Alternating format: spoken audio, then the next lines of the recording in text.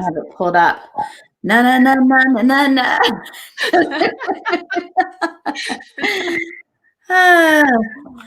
Hello, hello. It looks like we are live. We made it. We made it through all the tech issues of the week, Jennifer, and we are here. Hello, Fit Pros. Welcome to the Fit Pros Show. This is the show that I've created for you to help you get information, resources, and connect to each other. And today we are talking to Jennifer Penney, who is, among other things, a pelvic floor exercise expert. And she's going to talk to us today about teaching pelvic floor exercises online. So tell us a little bit about yourself, Jennifer. Yeah. So first and foremost, I am a Group X instructor. I've been teaching Group X for 25 years this past spring. Oh my goodness. Yeah. So it's been kind of like a lifetime addiction, and I love it. But obviously this spring, things changed quite a bit. And where most other Group X instructors, if they're still teaching, ended up, which is online. And also along the way, I got involved with pelvic floor stuff. I had my own journey, so to speak, with healing my pelvic floor. I have 4 kids. So each pregnancy took its toll. And I had been involved with that. And I used to also do that in person.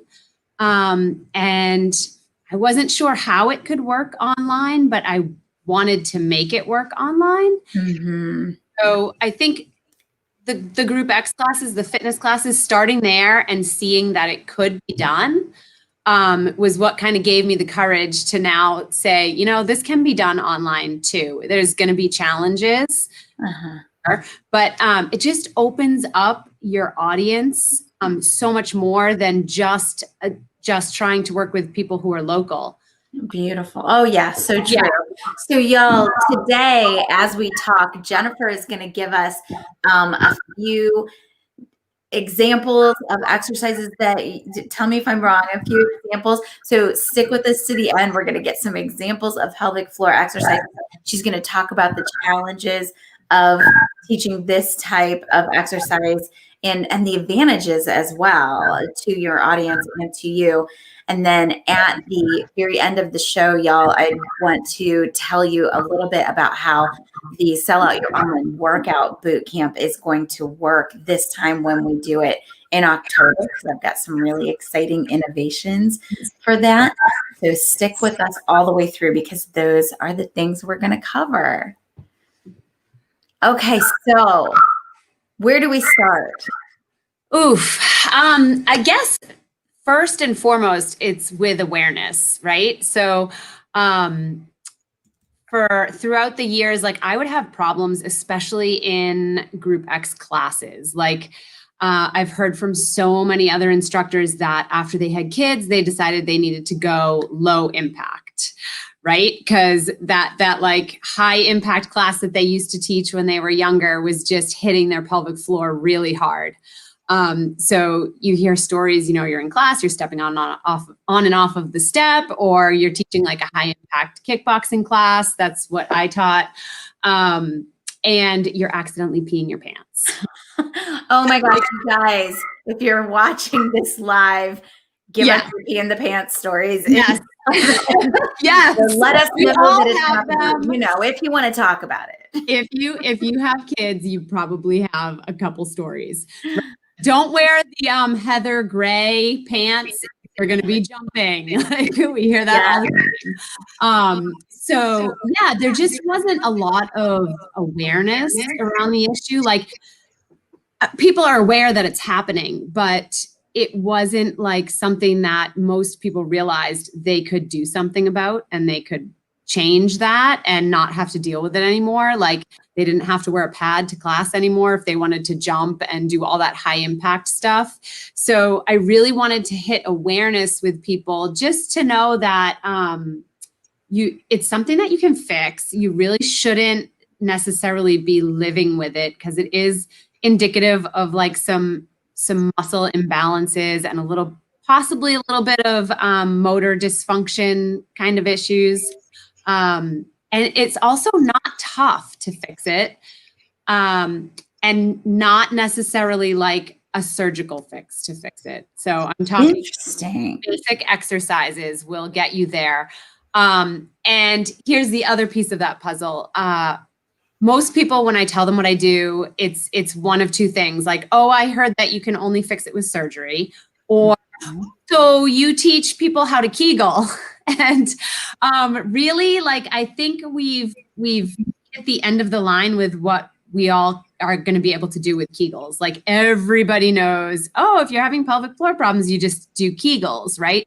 Like hundreds of Kegels a day. You can do them in your car. You can do them at the grocery store while you're waiting in line. Like, and for a wide number of women, they just don't really work.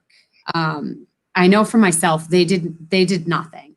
And really it's because like your pelvic floor muscles are just like muscles, like your biceps, or your hamstrings. Like, they can be tight, just like your hamstrings feel tight, right? And if they're tight, they're not going to be functioning properly. So you can Kegel those muscles to death, and you're not going to really change how they're functioning, especially when it comes to how they're functioning while you're exercising. So like you need those muscles to be working. Like, you need them to relax, you need them to contract while you're jumping in the air and while you're landing, while you're stepping on and off of the step, all the time. So Kegels aren't necessarily going to fix that. You got to kind of look at your body as a whole and like your different mechanics while you're working out.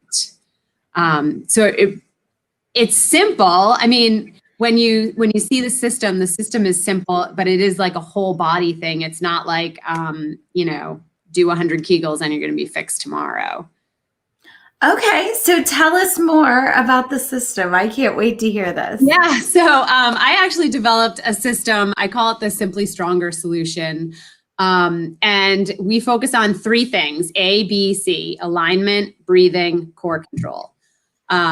So alignment is literally like what your posture is like, how your body is aligned, specifically your alignment when you're having these kinds of problems. So like if you sneeze, like what position are you holding your body in when you sneeze and you end up having that accidental leaking? Same deal, like a lot of women, if they're running. So like you can take a look at how your body is aligned while you're running. Just if you think of like your bicep and you go to do a bicep curl, it's like really easy. I think you guys can see my arm, but it's really easy if your bicep is right in front of you. But if you were to like hold your arm behind your back and try to curl your bicep, like you can do it, but it's much harder to make that movement because your arm is completely out of alignment there. So it's the same thing with the muscles in your pelvic floor. If they're not held in the right position, they're not going to function as well as they should. So that's alignment. You really need to look at your alignment while you're working out if you're having these kinds of problems while you're working out. Breathing. So getting like that nice deep core breathing, like where your ribs are expanding out, your back is expanding, a nice deep breathing. I just did it while you said it. Yeah, right.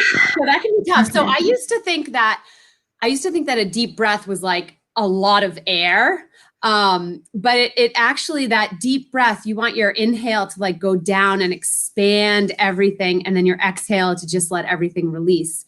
Because really your diaphragm and your pelvic floor are meant to work together. So like you need your diaphragm depressing down and putting a little bit of pressure on your pelvic floor when you inhale, and then that exhale should bring a little recoil. So you need to take a look at your breathing, and also again, breathe how you're breathing while you're working out, which can get kind of tricky if you're in like one of those intense classes where you're breathing pretty heavily. How are you breathing? Is it coming up into your chest? Is your diaphragm actually descending while you breathe?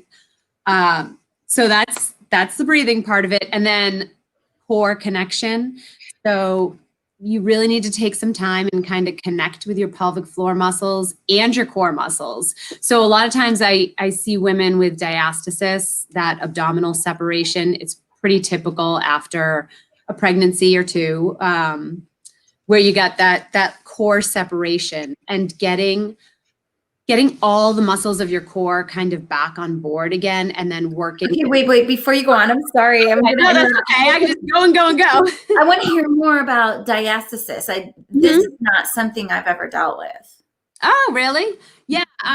Okay, so that's funny. I always assume people know more about diastasis than the pelvic floor issues. So diastasis is very common, especially if you've gone all the way through to the end of pregnancy.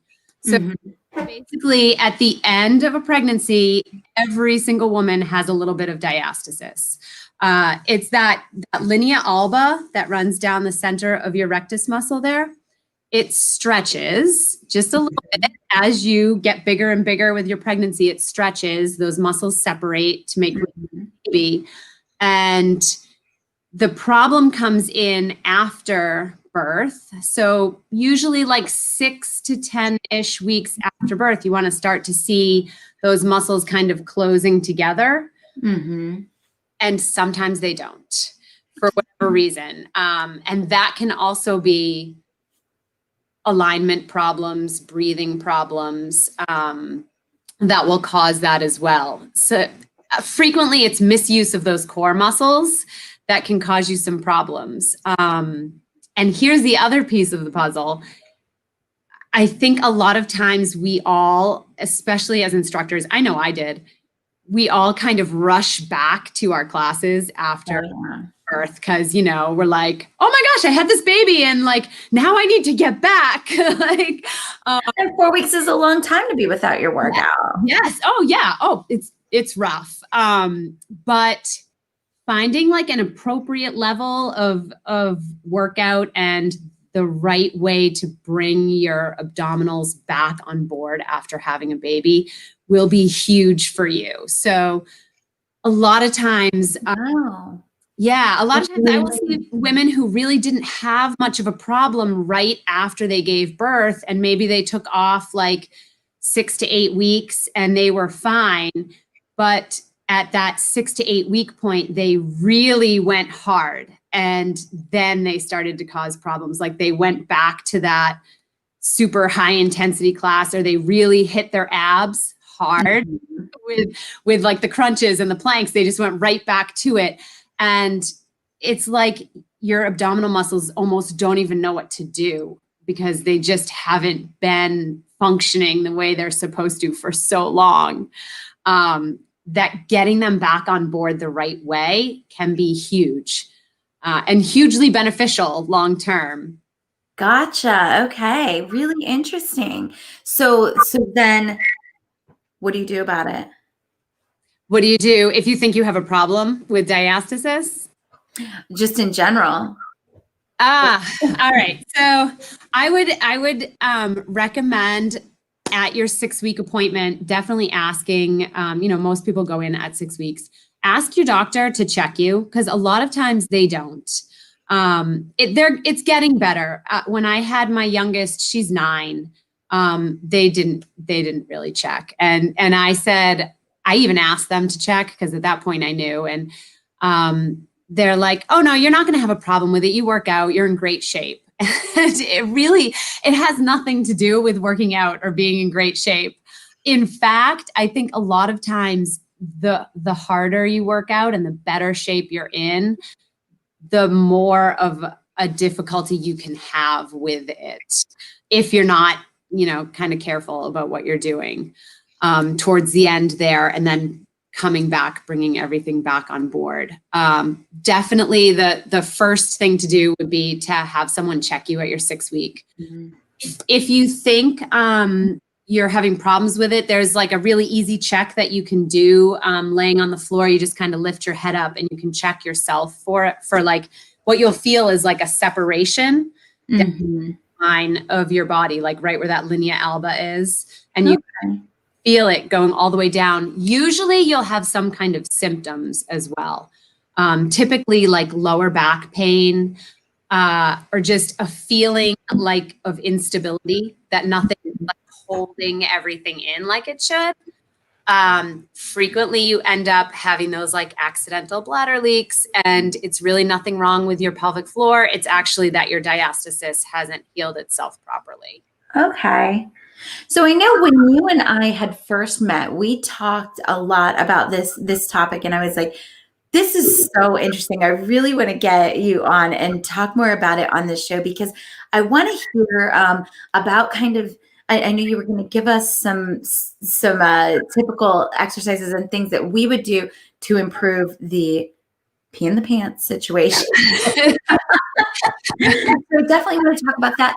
And also, I feel, and tell me if I'm wrong, but I feel like you've found a great way to bring this online and talk to the 60 plus populations, or even the 50 plus populations, about this issue, because you're hearing that a lot of them are coming to you not because they want longer life or they want better immunity, but they want to stay out of diapers, you know, and that would be more for like, I don't even know how old that would start to become a problem, but it's younger than you would expect, unfortunately. And it's so closely associated with menopause. And it doesn't necessarily have to be. It's just that what happens when you hit menopause is all your hormone levels drop, and you end up hitting a point where you start losing muscle a little bit faster, unless you do something to fight that. mm-hmm. Your pelvic floor muscles are just like any other muscle. So you are going to lose a little bit of muscle strength there too, unless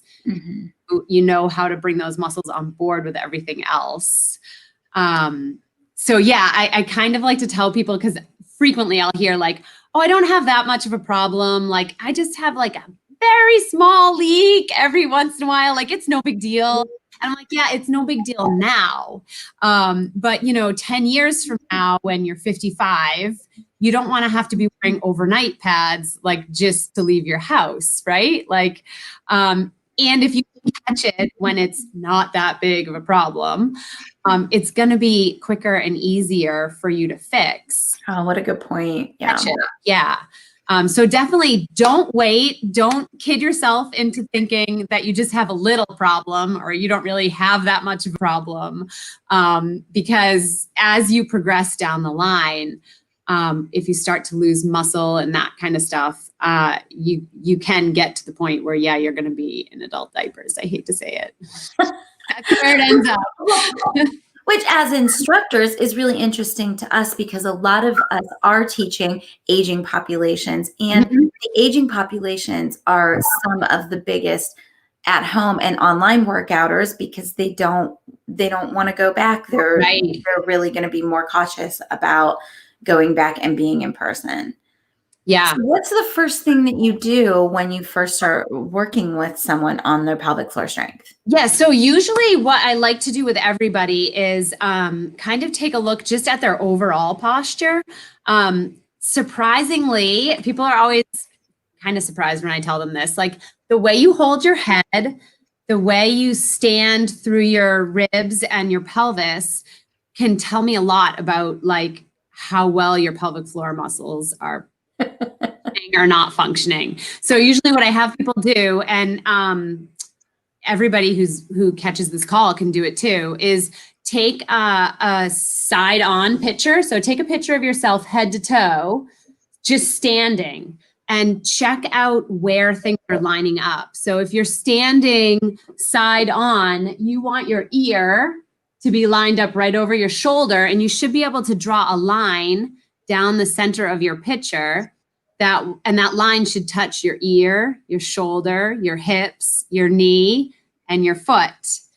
And that means that you're standing up like you're stacked, and you're standing exactly the way you should be, so that all the muscles can just relax and work or not work, right? Like you have like your stabilizer muscles kind of holding you up, and everything else can just relax.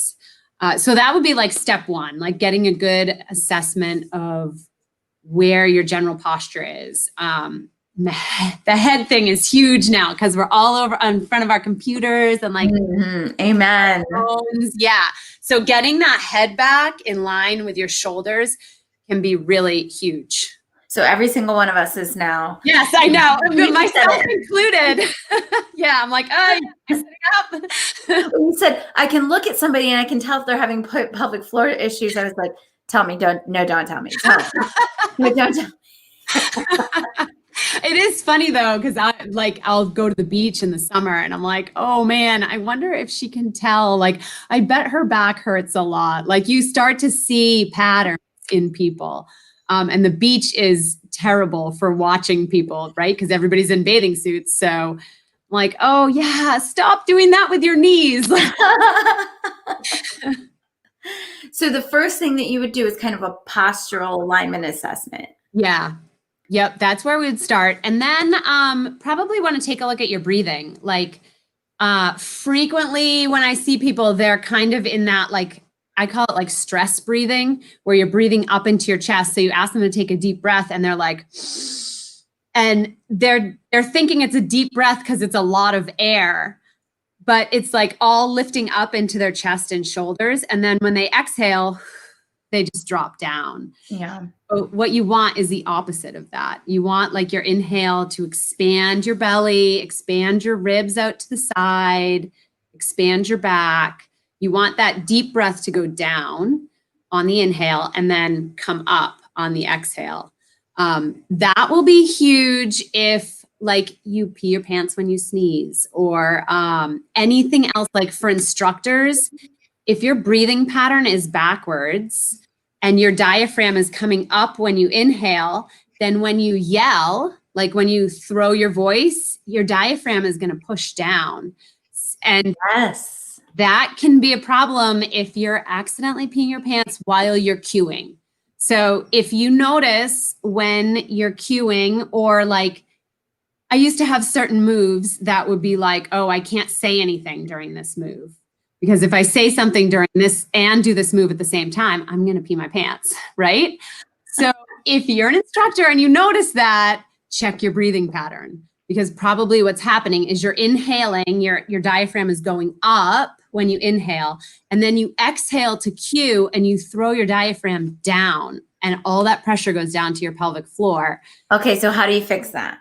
That is an awareness thing, first and foremost. I would probably have everybody here, you can just set your camera up and stand in front of it, or have like one of your kids hold the camera up and take a video of you just inhaling. Like literally just take a few deep breaths and check and see what your shoulders and your chest do. If they go up when you inhale, then you probably need to relax that core a little bit and work on breathing down into your core. So typically with instructors, we like to cue people to brace their abs. And we like to brace our abs, and we probably brace our abs a little too much. And what happens is if you brace your abs really all the time, your breath can't go down. So your breath goes up. So your diaphragm goes up and then it drops when you cue and causes all those problems. So as much as you can, if you're having these problems when you're teaching, as much as you can, try and let your abdomen go just a little bit. Like we need it on for some of the things we're doing, but sometimes we don't, and we're just over bracing, really. We're just holding everything too tight, a little too much tension, and our breathing patterns getting all thrown off because of it. Wow. Interesting. Yeah, it's a lot to take in. That's why I kind of like to have like A, B, C, like these things, because it is a lot to take in. And it's a lot more like everybody's probably starting to see there's a lot more that goes into it than just, go do Kegels. Like it's so much more than just the strength of those muscles, really.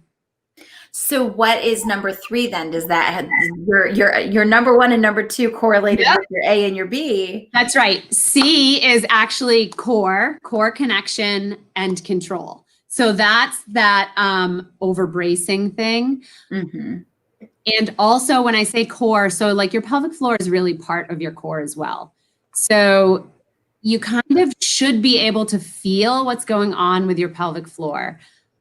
Frequently, I hate putting everybody in a box, but as instructors, I feel like we do kind of all check a lot of the same symptoms based on what we're doing. If your pelvic floor is tight, a lot of times you're going to have trouble getting your breath down.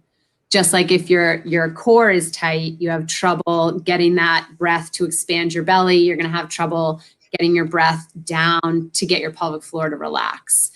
And that is really an awareness thing. If you think about, you can usually just hop down, lay on the floor, inhale, you should be able to get a pretty good expansion. So I have people do this laying on the floor because at first it's the easiest to pick up when your body is completely supported by the floor and you don't have to like have any of the tension that you have when you're sitting or standing. So it's easiest laying down on the floor, then sitting, then standing. So if you lay on the floor and inhale, you want to just feel everything expand across your belly. And you should also feel just a tiny bit of pressure on your pelvic floor, like super minimal. It's going to be subtle. If you're inhaling and you feel like you're hitting a brick wall, probably your pelvic floor muscles are a little tight. Your core muscles are a little bit tight. And you're going to have to work on relaxing those. And it's an awareness thing. It really comes down to an awareness thing. Some people do go see a pelvic floor PT, which I am not. I'm not a pelvic floor PT, but you can go see somebody in person and they can do like manual release of all those muscles, and that can kind of get things started for you. Not everybody wants. I'm not touching that. What's that? I said, I'm not touching that. Yeah, not everybody wants to do that. Not everybody wants to route, but it is an option. Wow, that's really interesting. Okay, so when you are teaching these types of exercises, you're doing pelvic floor classes online right now? Yes, I am. I wouldn't say it's anything remotely similar to like fitness classes in the way. Because everybody's body is just different enough that the exercises kind of have to meet you where you're at, and everybody's at just a little bit of a different place. So when I'm doing the classes, it's less like me leading a class and more like me in like a small group personal training session. Okay. Where I'm actually just watching everybody to see what they need to change, to see where their positioning needs to change so that they get the exercise better. Does that make sense? Yeah. And how many sessions does somebody do with you typically? How many sessions? Oh, okay. I get this question a lot. So I usually set things up by the program. So right now I'm running things like 4 weeks at a time. It's tough to say. So much variation from person to person.